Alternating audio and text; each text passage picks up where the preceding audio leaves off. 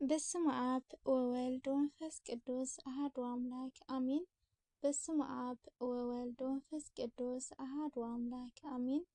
በስመ አብ ወወልድ ወመንፈስ ቅዱስ አሐዱ አምላክ አሜን። ሰላም ለክሙ ክብራን አሐትየ ወአኀውየ እፎ ሃለውክሙ ሰላም ንኣሓትም ይኹን ክብራት ኣሕዋቴን ኣሓቴን ከመይ ኢኹም? ናይ ኣኪ ትግራዊቲ ኢትዮብ ተኸታተልቲ ኩለኹም ሰላም ኣምላኽ ይብዝሐልኩም አሜን።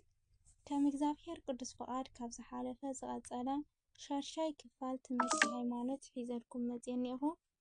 ጀሚረይ ክሳብ ዝውድእ ምሳይ ክትፀንሑ ብትሕትና ይምሕፀን። ትምህርቲ ሃይማኖት ሻድሻይ ክፋል ሱራፌል ኣይረአይዎን፣ ጲላጦስ ግና ብዳኝነት ይጥይቆ።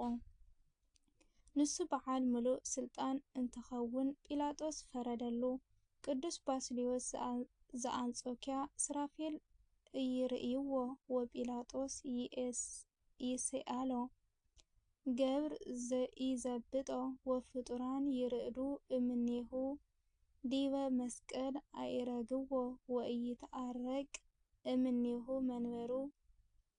ሱራፌል ይርእይዎ ወጲላጦስ ይስአሎ ገብር ይዘብጦ ወፍጡራን ይርእዱ እምኔሁ ዲበ መስቀል አይረግዎ ወኢያእረቀ እምኔሁ መንበሩ። ሃይማኖት አበው ዘቅዱስ ባስልዮስ ዘአንጾኪያ ምዕራፍ 96 ክፍሊ 1 ቁፅሪ 47። ሱራፌል አይርእይዎን፣ ጲላጦስ ግና ብዳኝነት ይጥይቆ። አገልጋሊ ብፅፍዒት ይወቅዖ፣ ፍጡራቱ ግና ብእኡ ይንቅጥቀጡ። ናብ መስቀል አደየብዎ፣ ክብሩ ግና ምስ ባዕሉ ነበረ።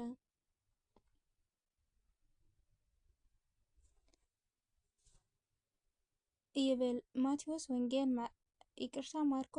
ማርቆስ ወንጌል ምዕራፍ 14 ፍቅዲ 65 ዘይመውት ሞተ፣ ንሞት ከጥፍእ ሞተ፣ ወበቱ ሃመ ርሃብ ወጻምእ ወድካም እምሃዊረ ፍኖት ተጸፍአ ወተቀዝፈ ወተሰቅለ ወተቀነወ እደዊሁ ወእገሪሁ ዲበ ዕፀ መስቀል።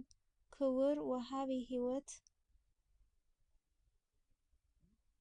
ወለሊሁ እግዚአብሔር ቃል ዘኢይሃምም ሃመ ወዘኢይሞት ሞተ እንዘ ውእቱ ፈጣሪ ኩሉ ፍጥረታት። ወበቱ ሃመ ርሁበ ወጸምአ ወደክመ እምሃዊረ ፍኖት ተጸፍአ ወተቀዝፈ ወተሰቅለ ወተቀነወ እደዊሁ ወእገሪሁ ዲበ ዕፀ መስቀል። ክቡር ወሃቢ ሕይወት ወለሊሁ እግዚአብሔር ቃል ዘኢይሃምም ሃመ ወዘኢይመውት ሞተ እንዘ ውእቱ ፈጣሪ ኩሉ ፍጥረታት። ሃይማኖት አበው ዘቅዱስ ዮሐንስ ዘአንጾኪያ ምዕራፍ 113 ክፍሊ 1 ቁፅሪ 9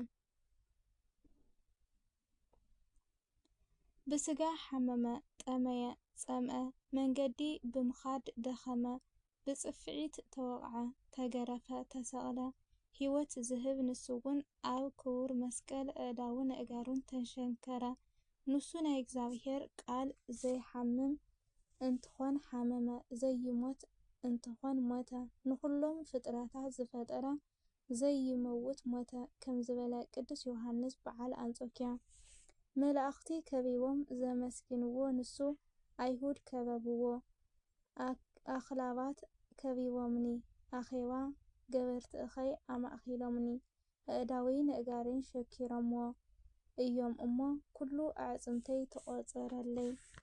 ንሳቶም ይጥምቱን ይዕዘቡን ኣለዉ፣ ንክዳውንተይ ይማቀልዎ፣ ንቀምሸይ እውን ዕፃ የውድቁሉ ከም ዝብል መዝሙረ ዳዊት መዝሙር 21 ወይ 22 ፍቅዲ 16። ኣብ ቅዱስ ወንጌል እውን ሐዋርያ ጳውሎስ ስለዚ ከዓ ኣቱም ኣህዛብ ብስጋ በታ ኢድ ኣብ ስጋ እተገበራ ግዙራት እትበሃል ቀደም ዘይግዙራት ከም እተባሃልኩም ዘክሩ። በቲ ዘመን እቲ ብዘይ ክርስቶስ ከም ዝነበርኩም ካብ ሕብረተ እስራኤል ፍሉያት ነቲ ክዳን ተስፋውን ኣጋይሽ ትጽቢት ዘይብሎም ኣብዛ ዓለም እዚኣ ብዘይ ኣምላክ ከም ዝነበርኩም ዘክሩ። ኤፌሶን ምዕራፍ 2 ካብ 11 ክሳብ 13 ከም ዝበለ ካብ እግዚአብሔር ተፈለናዮም ዘመናት ንኸብቅዑ ንሱ ናይ ነገስታት ንጉስ ናይ ጎይቶት ጎይታ ኣብ መስቀል ሞተ።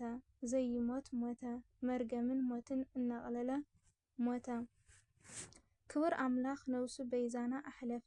እቲ ብሩኽ ተስፋን ናይቲ ብሉጽ ኣምላኽና መድኃኒና ኢየሱስ ክርስቶስ ምግላጽ ክብሪ እናተጸበና ግፍዕን ዓለማዊ ትምኒትን ክሒድና ኣብዛ ዓለም እዚኣ ብጥንቃቐ ብጽድቅን ብኣምልኾን ክንነብር ይምህረና ኣሎ።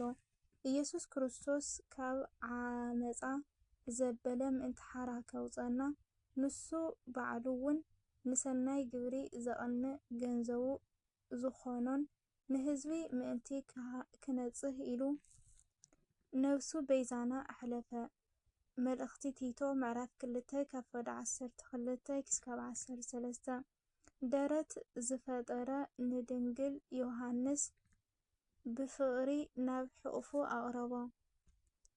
ዓመፅቲ ግና ነቲ እንግድዓ ኣዳም ዝፈጠረ እንግድዕኡ ዘበጥዎ። ወኣዲ ዘባነ ፈጠረ ከመይትወከፍ በቱ ቅዝፈተ እምነ መካንን ፈጠረ ለቱ እንግድዓ ከመይጹር ለረድእ ድንግል ወበጽሐ ሃበ ኩሎ ግብር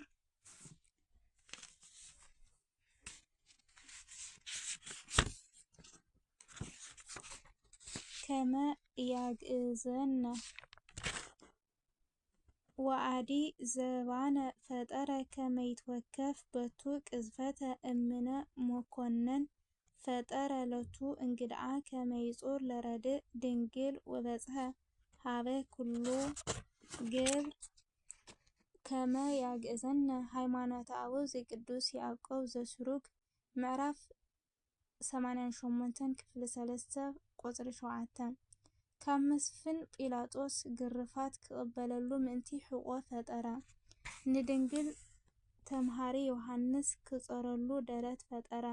ንዓና ነፃ ንምውፃእ ናይ ሰውነት ስራሕ ሁሉ ገበረ። ብደሙ ንዝዓደገና ጌታና መድኃኒና ኢየሱስ ክርስቶስ ይሁዳ ብ30 ቅርሺ ሸጦ። ብሞቱ አድሒኑ ብስልጣኑ ሓራ ዘውፀና ንሱ ናይ ስጋና በዓል ዋና እዩ።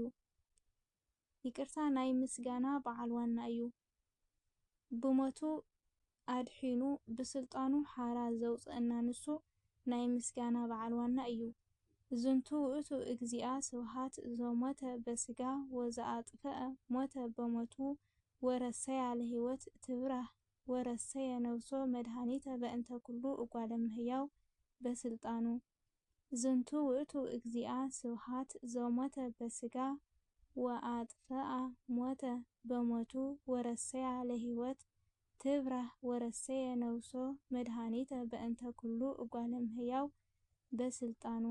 ሃይማኖተ አበው ዘቅዱስ አትናቴዎስ ምዕራፍ 25 ክፍሊ 4 ፍቕዲ 39 ብስጋ ዝሞተ ጎይታና ምስጋና እዚ እዩ።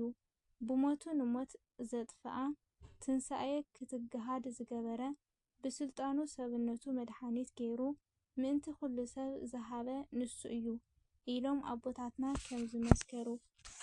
ካልኣይ ቆሮንጦስ ምዕራፍ 5 ፍቕዲ 14 ዕለታተ ሰሙነ ሕማማት ዕለታተ ሰሙነ ሕማማት ዝብል መበል 7ይ ክፋል ሒዘልኩም ክመጽየ ጀሚረ ክሳብ ዝውድእ ምሳይ ስለ ዝጸናሕኩም እግዚአብሔር አምላኽ የኽብረለይ። ልሰማዕናዮ ኩሉ ቅዱስ ቃሉ ኣብ ልቦናና ይሕደረና። ሕማማቱ መስቀሉ ዘኪርና ካብ ናይ ትንሣኤኡ በረከት ተኻፈልቲ ይግበረና እግዚአብሔር አምላኽ አሜን። ንኽብር ሓውና ዲያቆን ክብሮም ሃይለ መለኮት ስለ ዝጸሓፈና ቅዱስ ቃሉ እግዚአብሔር አምላኽ ዕድመ ጥዕና ምስ ጥበብ ይሃበልና አሜን። ወስብሐት ለእግዚአብሔር ወለወላዲቱ ድንግል ወለመስቀለ ክቡር ለዘለዓለመ ዓለም አሜን።